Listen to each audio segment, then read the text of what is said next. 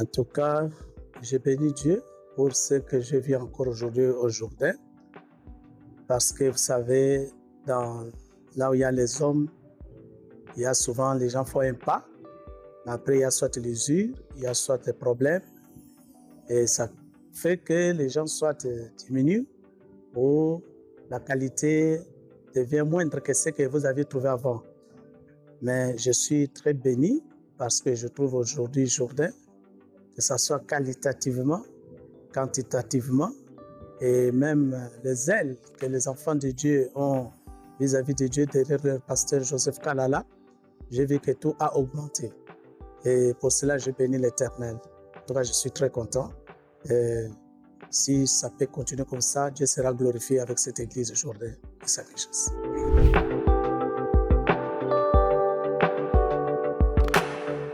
Seulement aujourd'hui. Or, quand vous voyez par exemple le Seigneur Jésus a dit, vous voyez les grains, le royaume de Dieu, c'est comme le grain, une petite graine. Cette graine, quand vous la plantez, demain ça devient l'herbe, après ça devient un arbre, après ça des branches, et puis il y a des fruits. Maintenant, c'est des gens qui viennent s'abriter sous cet arbre. Et puis, c'est des oiseaux qui viennent de loin pour venir manger les fruits. Donc, ceux qui voient l'arbre dans cette dimension-là ne vont pas très bien juger les choses. Mais heureusement que nous sommes là des témoins. Donc, c'est quelqu'un qui vient de loin avec Dieu. Les gens voient seulement aujourd'hui Jourdain, des beaux bâtiments, tout ça. Cet homme a cherché Dieu dans le secret. Je dirais comme David, vous voyez.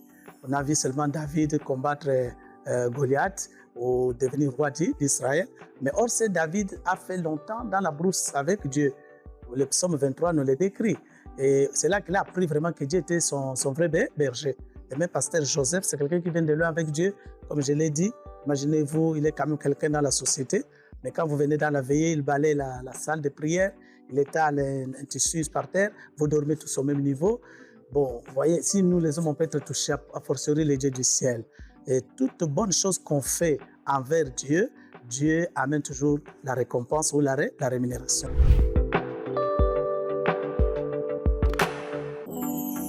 Donc, le royaume de Dieu, c'est ça même le thème central de l'Église. Parce que l'Église, en tant qu'épouse de Jésus-Christ, le thème central pour l'Église, nous sommes préparés pour être manifestés d'abord le royaume sur cette terre et pour vivre la vie éternelle.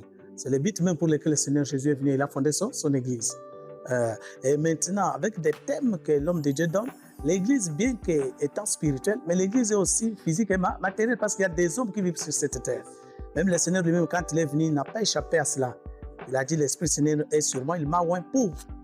Quand vous voyez, il proclame la bonne nouvelle aux pauvres, mais il n'échappe pas, il dit, pour libérer les captifs, délivrer les opprimés, guérir les malades. Donc, il a dit même, donner leur aussi à manger à ses apôtres quand ils prêchaient l'évangile. Donc, l'Église doit s'occuper du spirituel, mais aussi s'occuper du social.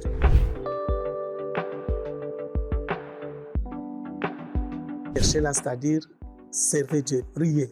Prier. Le Seigneur lui-même a dit, prier sans cesse. Très important, parce que la prière, c'est le dialogue entre le peuple avec Dieu. Le seul moyen pour atteindre Dieu, c'est la prière, pour descendre sa présence. C'est une clé. Ça vous ouvre déjà la présence de Dieu.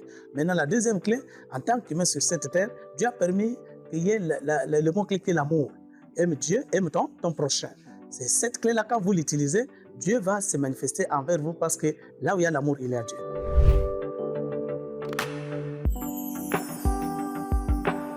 Je l'ai dit dans la conclusion. L'attitude, c'est comme Rahab, bien qu'elle est restée avec ça, mais elle est restée plantée dans la maison de Dieu. Donc la stabilité d'abord dans la maison de Dieu va faire qu'il y ait la stabilité sociale et puis la stabilité spirituelle. Parce que c'est dans la maison de Dieu où il y a le pain. C'est là qu'il y a du pain. Venez, comme dans le livre de Ruth, nous avons dit, il y a eu du pain à Bethléem. Il faut aller là où il y a du pain. Le pain est dans la maison de Dieu. Chaque fois que vous êtes nourris par la parole de Dieu, le Seigneur dit, l'homme ne vivra pas seulement de pain, mais de toute parole qui sort de la bouche de Dieu.